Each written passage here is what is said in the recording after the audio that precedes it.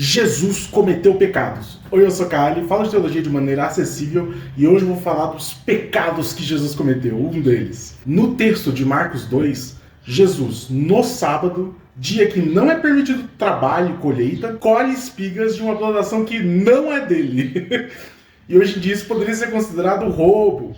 Mas, ironicamente, a lei judaica permitia que você entrasse em plantações alheias e comesse. Ela não permitia que você levasse embora, mas entrar e comer podia. Então o problema aqui não é roubo. O problema aqui é o sábado. A questão principal é que Jesus rompe o sábado de uma maneira muito grave. Ele exerce um trabalho de colheita no dia que não pode colher. E os fariseus questionam Jesus e sua liderança por ele estar rompendo uma das maiores e mais importantes leis para um judeu. E Jesus vai se defender com um argumento até bem elaborado, que é um tipo de argumento que chama Kal Vachomer, que é uma metodologia de interpretação judaica, que basicamente argumenta que se algo é aplicável para uma situação mais simples, deve ser aplicado para uma situação mais complexa. E ele dá o exemplo de Davi, que come os pães sagrados numa situação onde ele não poderia fazer isso. E o argumento é bem complicado, porque o autor de Marcos está apresentando um Jesus que, confrontado com um erro que ele cometeu, argumenta que Davi também errou.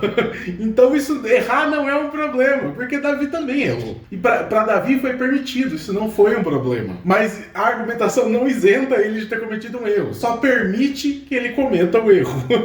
E a argumentação é focada no é permitido cometer erros se for para suprir uma necessidade humana. Essa argumentação é que compõe a segunda parte do argumento, que ele vai dizer que se alguém está passando por necessidade, essa pessoa tem a permissão para cometer erros. É uma argumentação que a maior parte dos cristãos hoje em dia iriam torcer o nariz, porque Jesus está basicamente argumentando que se você tem fome e não tem alimento, não é condenável cometer um furto.